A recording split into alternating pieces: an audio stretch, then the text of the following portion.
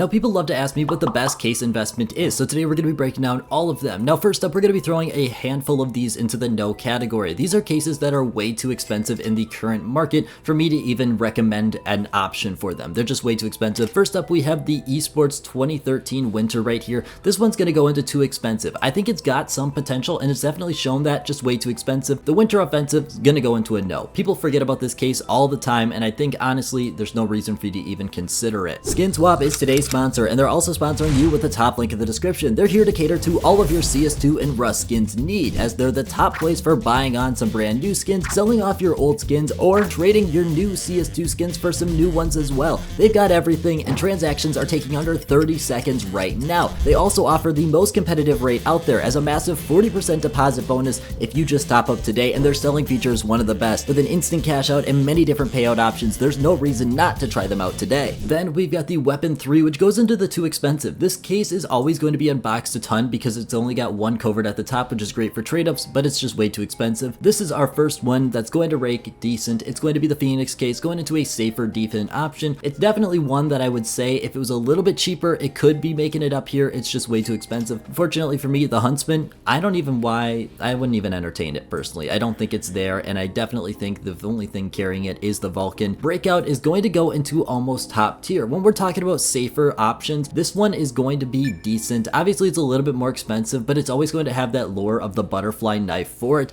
and therefore, I definitely think it is something that's going to be consistently unboxed, consistently going up, even if it's extremely expensive. Then we've got the 2014 Summer. For me, this is also a no. I definitely could see the argument for too expensive here, but it's just not on the same level as the Winter for me personally. Then we've got the Vanguard case right here. It is one of the cheapest options to get those OG knives. The problem is it's completely forgotten. Therefore, right now, I'm going to throw it in the no category. I could definitely see an argument for maybe a safer, decent option, but people just are not interested in this case. Looking at our Chroma 1 right here, I'm going to say it is too expensive. Honestly, it's not on the same level as these other two cases right here, but the Chroma 1 is not something that people are really consistently looking at. I think you've got two better options out there, one of which being the Chroma 2 right here. This is a safer, decent option. It's not going to get you growth like the Chroma 3 will, but I think it's a better move than one of the Chroma 1s, but it's honestly up to you. Then we've got the Falchion case right here. For me, this is honestly a no. I don't know why anyone is unboxing this case because the Falchion knives are terrible. People are not interested in it overall, and therefore we can really see that when we're looking at any graphs, this case does not move. And that's going to be the exact same for the Shadow case right here. Once again, no consideration for me personally in the current market, unless we're looking to diversify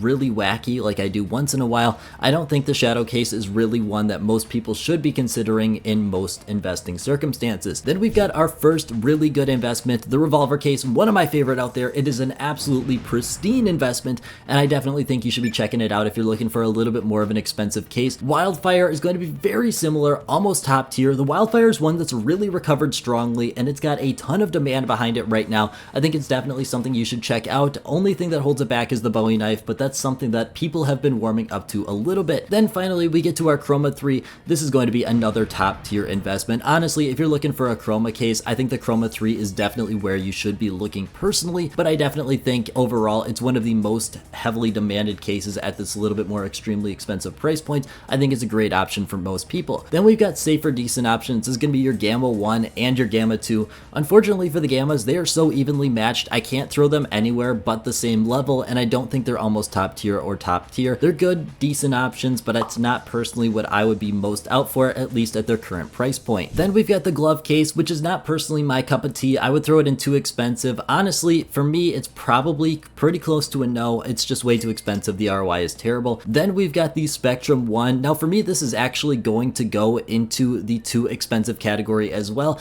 I think of it as the exact same as the Spectrum 2, and the Spectrum 2 is just cheaper and a little bit better in my personal opinion, but I could definitely see an argument for this being a safer, decent option. Hydra, once again, easy no. Easy no. We're not even considering the Hydra. It's like 15, 20 bucks. It's a terrible case. No one wants it. Spectrum 2 is going to go into the the almost top tier category right here. It's very close to being a top tier. I just don't think it's got the strong enough unboxing numbers. It's got a little bit too much competition from the Spectrum 1 right there to make it up there, but it's a very close race. Then we've got the clutch case, what you've been probably waiting for. For this one, I'm actually going to go and throw it in the almost top tier right here. This one's going to take a while to develop, and don't get me wrong, it's not going to be an overnight success like some of these cases up here are, but it's one that's consistently being unboxed. It was one of the most unboxed cases of 2022, and it's something that only is held back by its supply at the current moment, which is obviously going to dwindle over time. Then we've got the Horizon case. It's a safer, decent option. No one is out there looking to unbox a Horizon case, but at the end of the day, no one is really crapping on the Horizon case either. I think it's a decent option for most people if that's what you're looking for. Then we've got the Danger Zone case, easy top tier investment, one of the most demanded cases in the rare category right now. It's got strong unboxing numbers, it's got strong coverts, it's got strong knives.